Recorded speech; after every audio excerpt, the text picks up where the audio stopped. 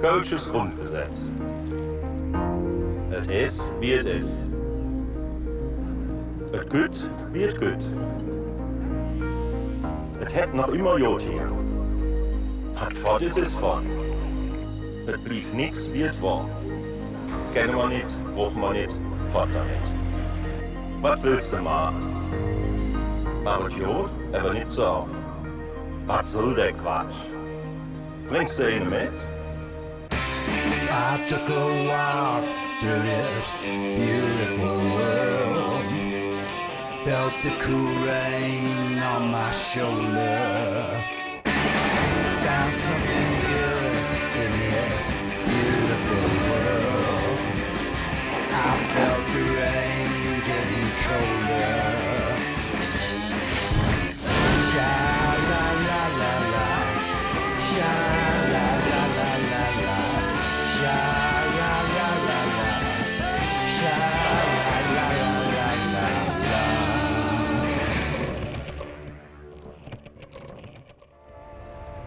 They say, and by they I mean people from around here, that Cologne is an ugly city. This is quickly followed by the proud statement that the people are nice, that they're welcoming, tolerant, kind, open to new things. I never saw Cologne as ugly at all. I always saw it as, well, charming, in the least patronizing sense of the word. I mean, the city charms you. It takes you in. It makes you feel welcome. Maybe it was the non-douchey beer culture here that appealed.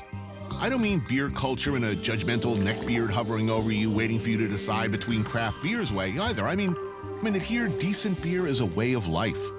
It's a birthright. You don't talk about it too much. You freaking drink it. Beer here means, more often than not, Kölsch. Heinz Grüner has lived in Cologne his whole life. Cheers oder Prost? Prost.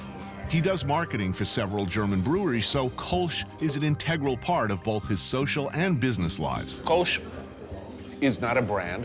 What is this, anyway? Let's call it a style. It's a pale ale, and people love to drink it in high amounts.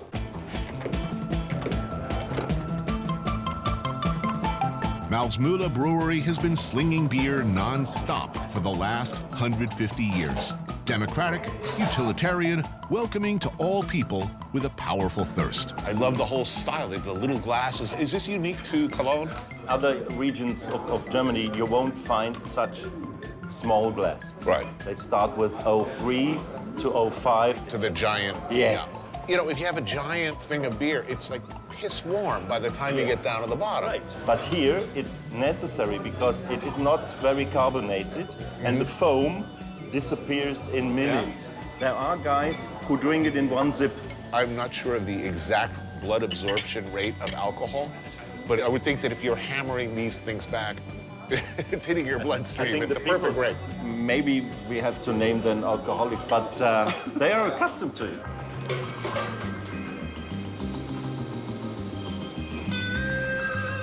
There are certain iconic accompaniments to beer drinking when in Cologne, like Methappen, which is minced raw pork with onions on a roll, or Halfhahn, which is simply Gouda cheese on rye.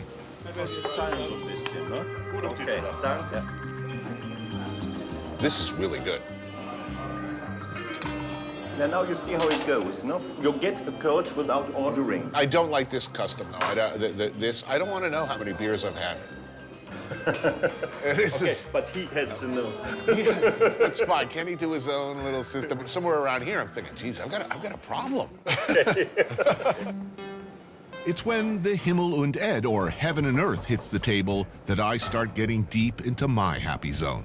That's blood sausage, fried onions, and mashed potatoes with applesauce, which, if you don't like, by the way, pretty much removes you from my will save from drowning list. And then there's this, the dish that almost alone brought me back to Cologne.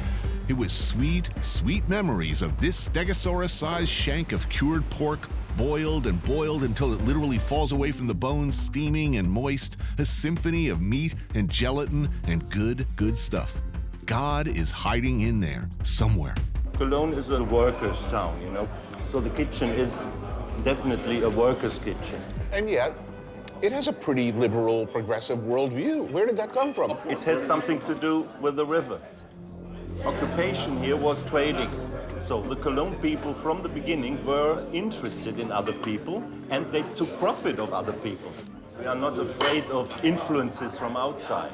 But therefore, it's also important to have some traditions that are lasting for a long time. And one of those would be Kölsch. One of is Kölsch, one of is the dish, and people know that they can come here and it won't change. This place will not change in the next 200 years.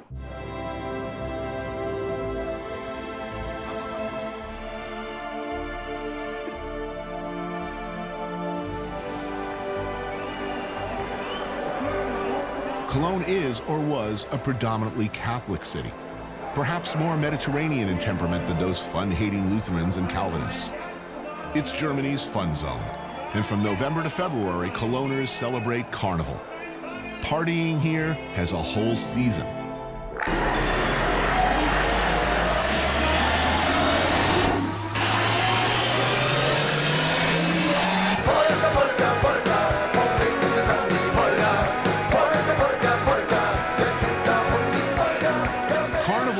Is an exuberant, anarchistic, batshit wild 40-day celebration leading up to Lent.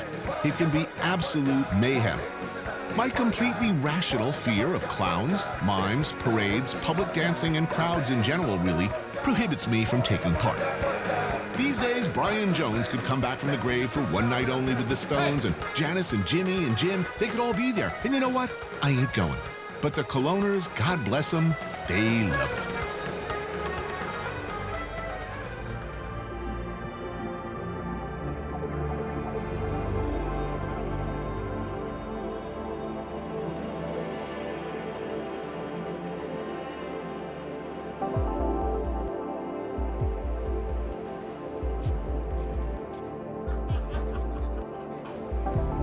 Oma Kleinman handles enormous crowds of revelers. Fortunately, the madness is still a few weeks away.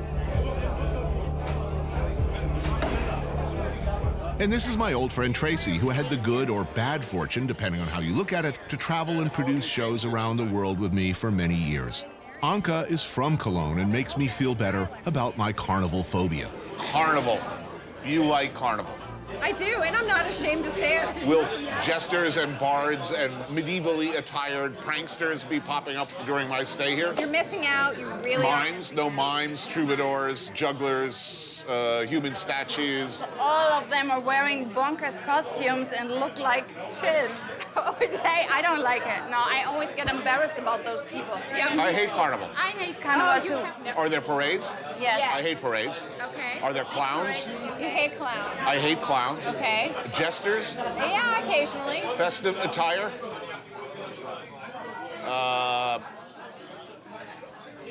I have beer right now. I don't need no stinking Carnival to drink beer, man. And as I understand it, I'm urged to drink beer as part of a community of beer drinking with other bros. I hate bros. It's not just bros. It's a whole community of people speaking in dialect, singing songs in dialect. Singing. I forgot to mention that. I hate that too. There is another side, and if you open your heart, you would see it. My heart is a cold, cold place, and there's no room in it for jugglers.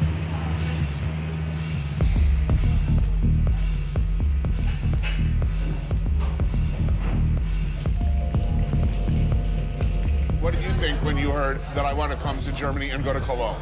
That's awesome, because Cologne is like the other city in Germany that I can really identify with. It's like I have this love affair with Cologne. I often say that the places I go, there's a pheromonic decision made very quickly. You step outside the airport terminal and you go, and you know right away.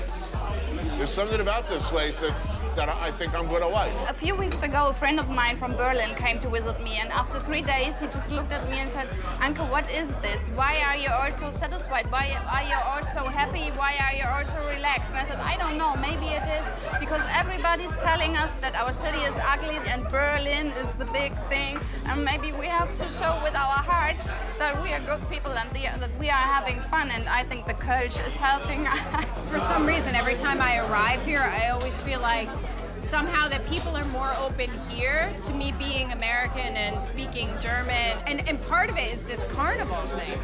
Really? Maybe it's my own self-discovery of like being in another place and finally being accepted, maybe because I'm in costume and they don't know right away that I'm not German. Right, it's kind of like an eyes wide shut kind of a thing.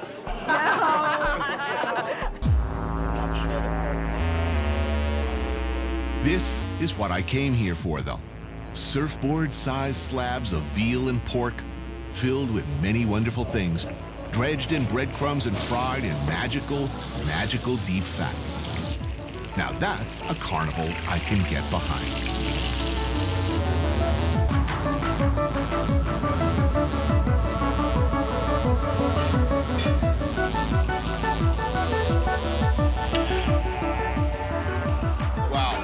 Wow. That is unbelievable. Supposedly, you can split your schnitzel in half, take the other half home, and it's really good for breakfast. It's like the German equivalent of pizza in the morning. Right, which is a tradition I totally support.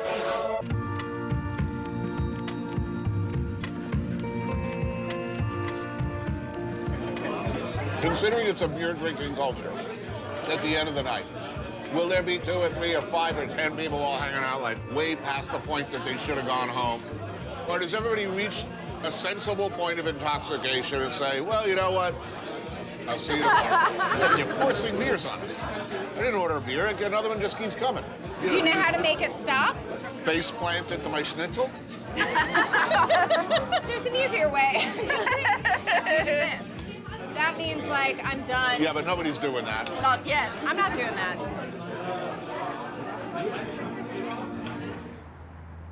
So let's talk about the elephant in the room. We know that Cologne is a proudly tolerant, fun-loving, beer-drinking, pork-happy, and friendly little city. But just a few days before we arrived, Cologne became the focus of the whole argument over Europe's refugee crisis. Cologne, of all places, is now the example for both sides of an increasingly bitter argument over whether Europe, and by extension the world, should turn their backs on the millions of refugees spilling out of Syria, Iraq, and a Middle East spinning into chaos and slaughter. With the bodies of children washing up on Greek beaches and few other countries willing to help, Germany has taken in 1.1 million people fleeing ISIS, Russian and Syrian bombs, and war. One should, I believe, be admired and even celebrated for doing the morally right thing over the probably wise thing.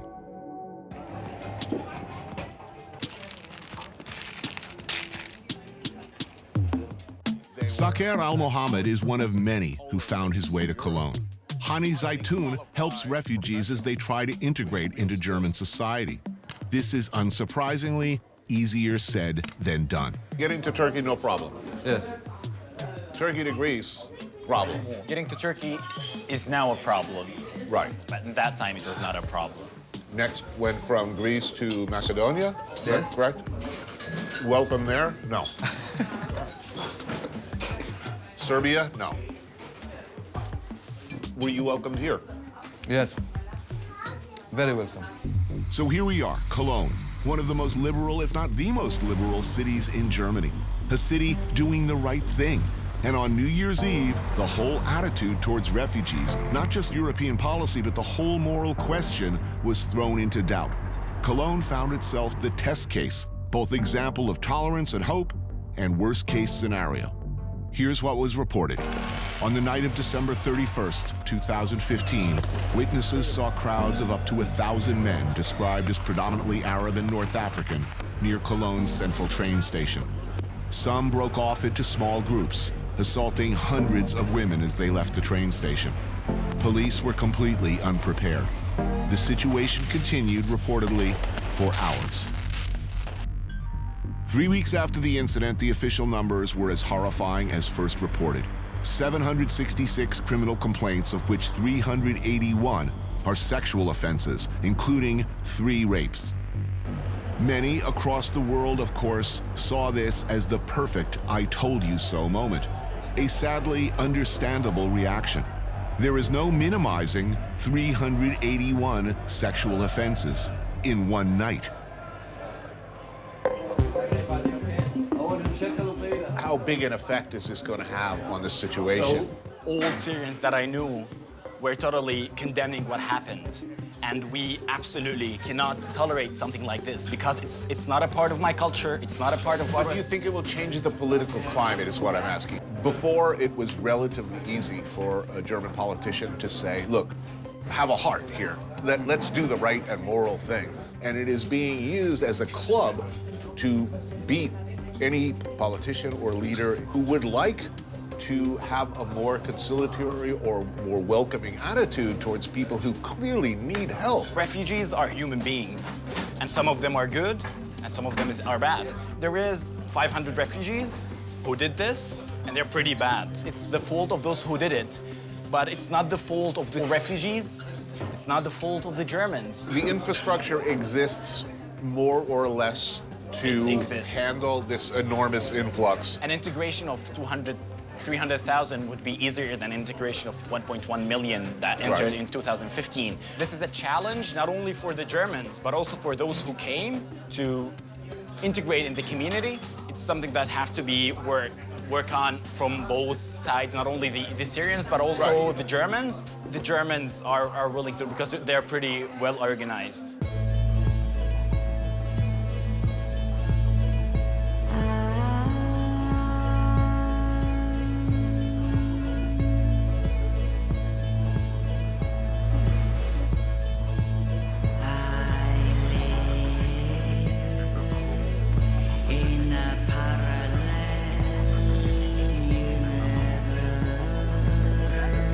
Germany and Cologne had reason to believe they could pull this off, absorb all those refugees from a culture very different than their own.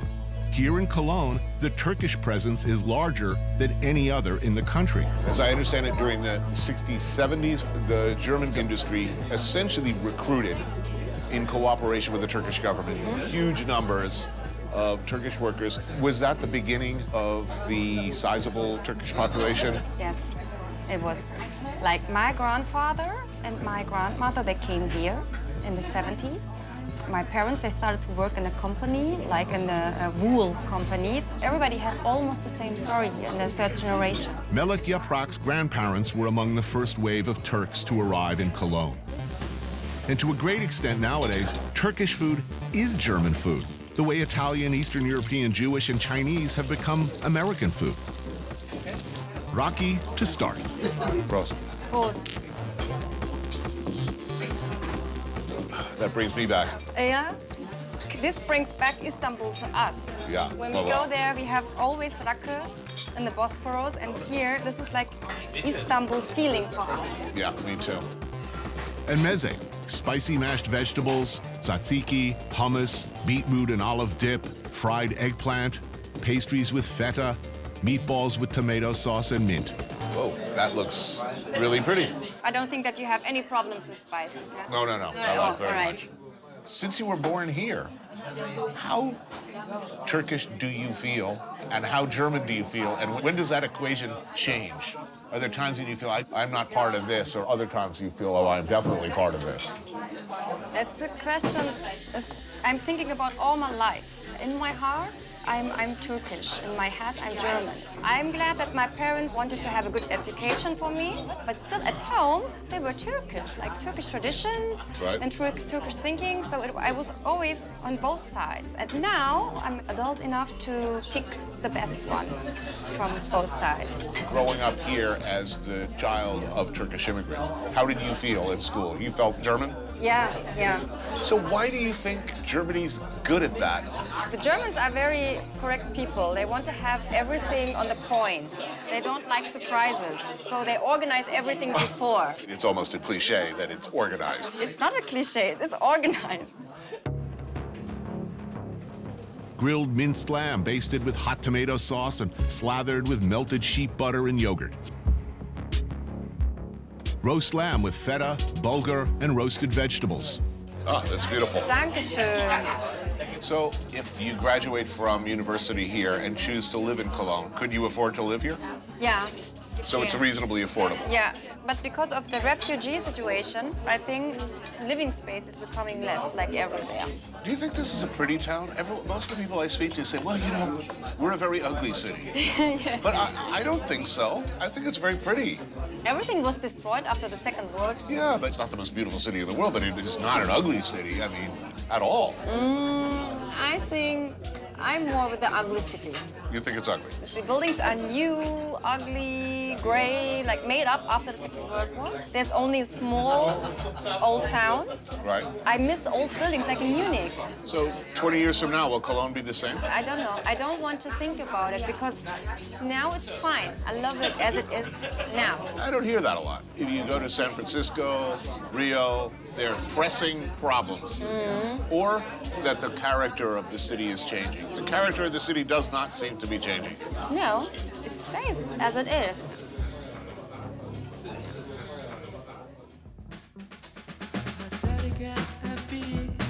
If there's one musical movement or one band that represents Cologne better than this one, I don't know what it could be.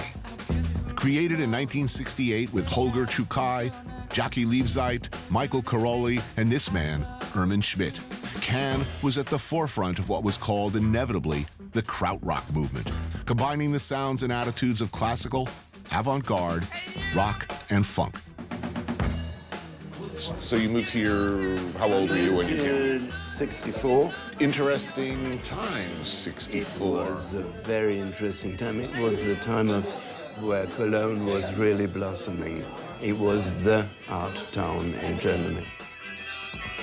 Hermann studied with Karl-Heinz Stockhausen, but it was a trip to New York City where he was exposed to what Lou Reed and the similarly classically trained John Cale were doing with the Velvet Underground that would prove to be the catalyst for Can. 64 was still pretty early days for cultural ferment, I guess. But not here. Not here. So, not here. So the question is, why here? What was it about Cologne? Well, I think it's this generation which were like me. We grew up in this after-war terrible destruction. And that was the generation which started to create something new. There was bubbling from everywhere. We're having dinner at Ox und Klee, part of the new Cologne dining scene where chef Daniel Gottschlich plans to kill us with deliciousness.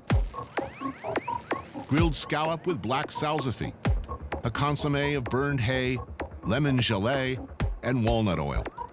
When you began Can, what was the initial reception? In the beginning, they said that we are not able to play music. We were dilettantes. But I mean, you were all technically proficient, accomplished musicians. We were all, except the guitar player, who was the youngest. But Holger, Jackie, and me had a musical career already behind us of 10 years. For us, it was important to create something by more or less listening to the other and intuitively trying to create something spontaneously. We didn't even plan to become a rock group. Was there a precise moment at which you crossed the line, in which you all looked at each other and said, wow, I guess we're a rock group now?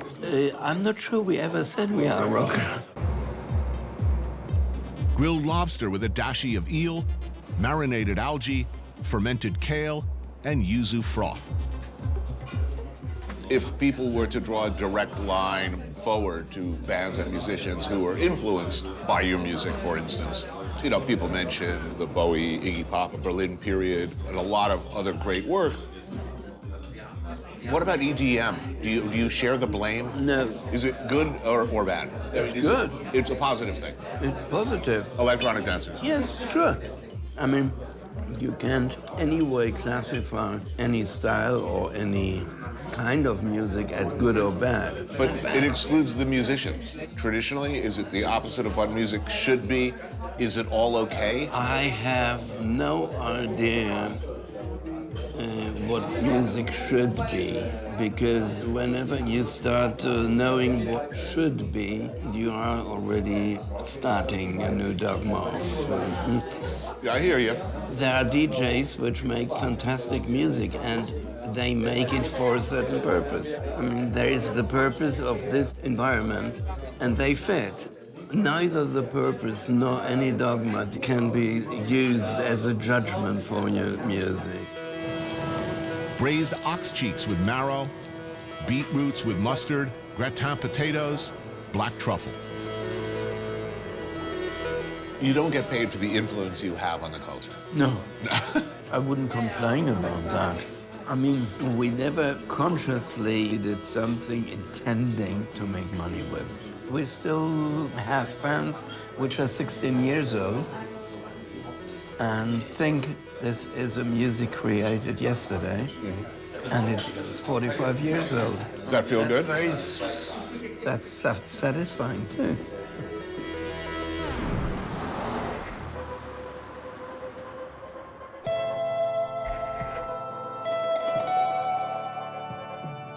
An amazing meal, but you know, the heart wants what the heart wants. And baby, I'll always come back to you. And if history teaches us anything, it's that chefs, no matter how elevated their food, how fine their restaurants, chefs, at the end of a long night, want this: grilled bratwurst with curry. Daniel and his friend Dimitri come here to Freshbud for the bratwurst and spice braten, which is just what you need at this hour. Marinated, rotisseried shoulder of pork. Mayo. Mayo. Oh, yeah. Oh, I feel so ashamed. Drunk or sober, good is good. And I want this. You want this. We all want this, right? Where did currywurst come from? I mean, this is a truly fiendish idea. It sounds like a really bad idea. Nobody knows, really. Nobody knows. It just appeared one day. Ordinarily, I'm totally against mayonnaise on fries. Yeah, they don't even ask you sometimes. Really? Just yeah, they just right put it on there. And they put like 50 cents for the mayonnaise. Yeah. Man, that's good.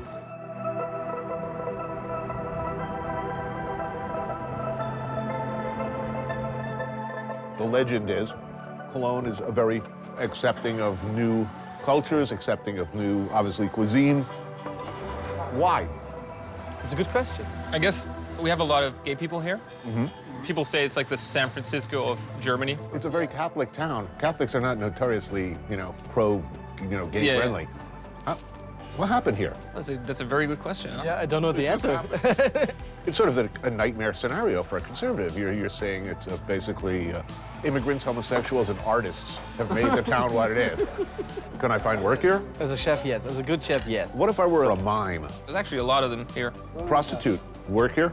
Yeah, a lot of them. This is like the biggest brothel in Europe. You know, that doesn't sound like a good thing. Smallest and most discreet might sound better. Biggest. Yeah, well, it's also famous for its parties. So you can probably undercover go to a brothel. You say like, oh yeah, I'm just partying. Why of all the places in Europe would the largest brothel be in here? Basically every month there's like a big convention here. So I guess if you're looking for company, maybe that's why. It's a city of contrasts. I mean, on one hand, it's very Catholic. You would think conservative. If you look at the menus of a lot of the places here, very traditional, pretty much the same menu in a lot of the places. Yeah. And yet, then there's your place. They're all doing well. It's very confusing. I need more beer. Yeah. 3 more? 3 more? Please. Not 1? 3? Yes. No problem. That's what I like to hear. Cheers. Cheers. Cheers, guys.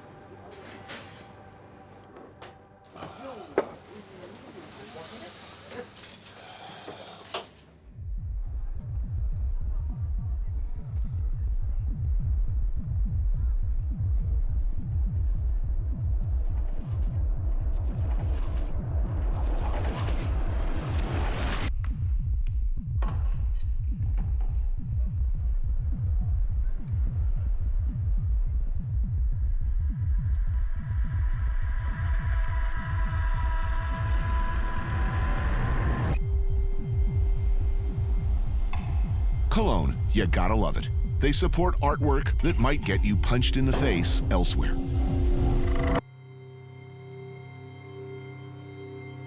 Performance artist, painter, and cooking enthusiast René Stessel works and lives here. His current project is called The Restaurant of the Egoists, where you dine alone with a full-length mirror across from you at the table. Which is weird, right? Oh wait, let me get a selfie. Did I Instagram my food yet?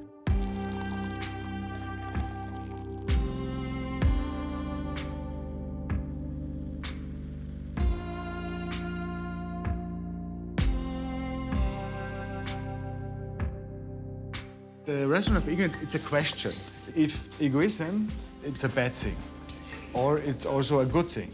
I found out, or it's fact that it's also a good thing, because simple example, if you help a guy sitting on the street needs money, you give him the money. You helped him, of course, but you help yourself feeling happy, feeling lucky because you helped another. It's a kind of energy, a kind of engine who makes people helping other people. Kleine Glock has been a hangout for Cologne's artist community since the First World War, which seems like a bad business model, but it seems to work. They like artists in Cologne. You can feel free with the way how you think, and it's all about the Colonians. I don't know why the Colonians are like the Colonians, right, but they are the most tolerant and open people I met, and that makes it easy for artists because you can go onto the streets and really make experiments on the street with your art, and nobody sends you to the police. Are chefs artists? No. No. There is a connection between painting a picture and doing a sauce, because you have to find a balance, and this is the only one connection. I happen to agree with you. As much as we might like to think of them as artists, I think chefs are proud craftsmen or artisans. I think there's one chef who I would argue is an artist. I would hold up Ferran Adria as an example of an artist. As I know, he don't believe he's an artist. No, he says, I'm a cook. Yeah, but I think he's wrong. Rheinischer Sauerbraten, traditional Sauerbraten, good Sauerbraten. But Morrissey is going to brown out his shorts. He sees you eating this, because it is, how shall I say, equine in origin. Old Bessie didn't quite make it to the soap factory. You like horse meat? Yeah, I do like it, actually. This is one of the few places that still does it. Yeah. The arbitrary decisions we make about what animals we're going to eat, even I do. You know, 15 years I've been eating all over the world. Yeah. I've never eaten dog. If you are cute as an animal, you are lucky. I think it's the eyes, big eyes. It's not food. Too bad they're out of panda today. That would piss some people off. I kid, no panda. Rene is hitting the schnitzel hard, and I see he has opted for the egg on top. So Cologne, proud of its attitude towards art, artists, different cultures. Germany's accepted somewhere in the neighborhood of 1 million refugees. How do you realistically say, welcome to Germany, and we're all going to learn to live together? Can that be done? It could be done, of course, but I hope that all the right-wing people will not develop. And this is, for example, a job for an artist. Maybe we should go out 100 people with Nazi uniforms and walk through the city. Maybe this kind of actions will just make the people remind on the time and what our grandfathers did wrong. We really have to take care that we don't fall back in these structures. But we kind of are. We are on the way. We are here necessarily. We're well on our way. I'm allowed to be naive and I honestly talk about utopias. It's a kind of utopia, just the fact that the whole world will mix up with each other, that in, I don't know, 70, 80 years, there will be no white people anymore, and only cappuccino-colored people. Look, that's the only way. This is the only solution. It's my way of thinking. Mix up, it's our only hope, is our way out of this. Yes. It's going to take some time, but it's really the only way. This sort of Singaporean model where everybody's so mixed up that you really don't know who to hate because everybody's so hopelessly intertwined, but we're a long way from that.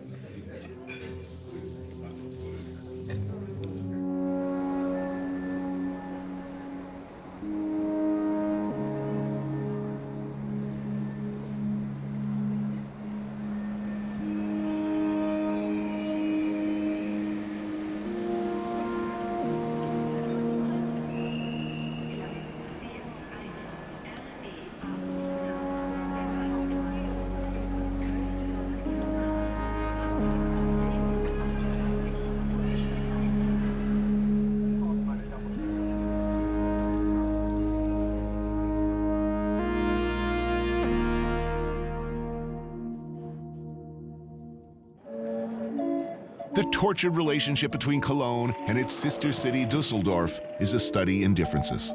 Most notably, the beer is different. The attitudes are different. It's, if you listen to partisans from either side, a short trip, but another planet. Do they speak a different language here or something? Yes, it's a different dialect. It's not an accent. The actual words are different. Yes. The words are different, the spelling is different, and also The meaning of some words is different. And the beer, most importantly, the beer. And the beer, yes. In Cologne, we have a pale beer, a light beer, and here we have a very dark beer. Right. It's called Alt, but it's not old, as the word Alt means. Right. It's surprisingly fresh. Fresh. I would like some fresh beer. Yeah. Uriga Obergarga is another one of those old and awesome German institutions designed to serve maximum number of people, the maximum amount of beer and pork products with maximum efficiency. Look at this.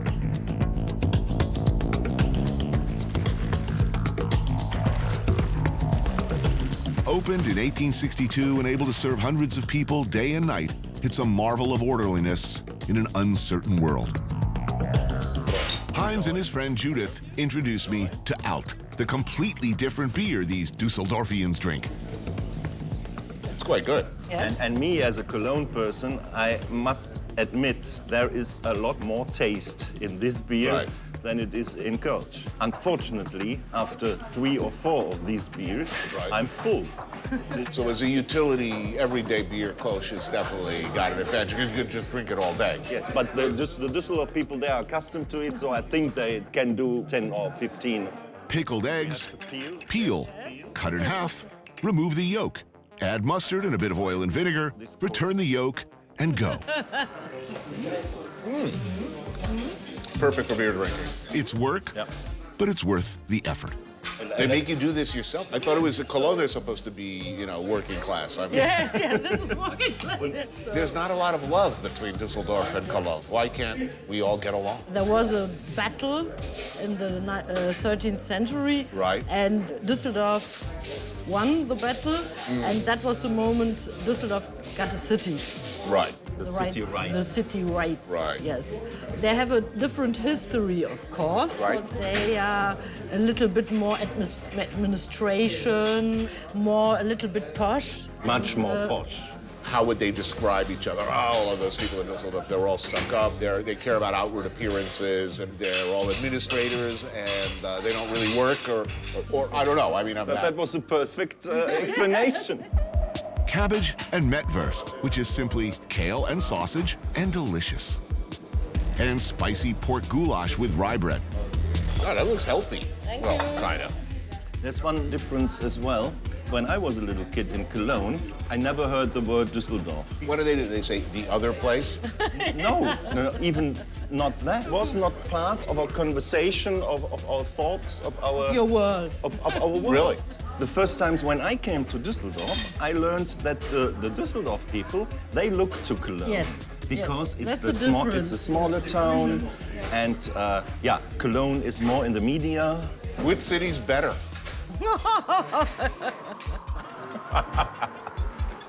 Yeah, only one answer, that's true. Cologne, for sure.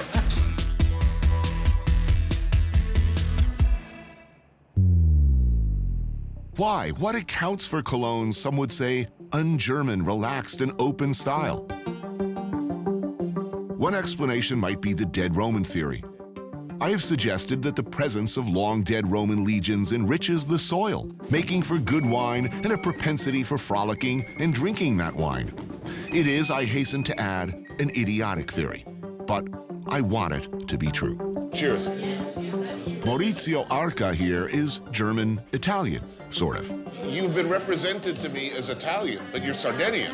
Yes, I am. Now, this is a whole different thing. It is, definitely. My father-in-law and his whole family are from Nuoro.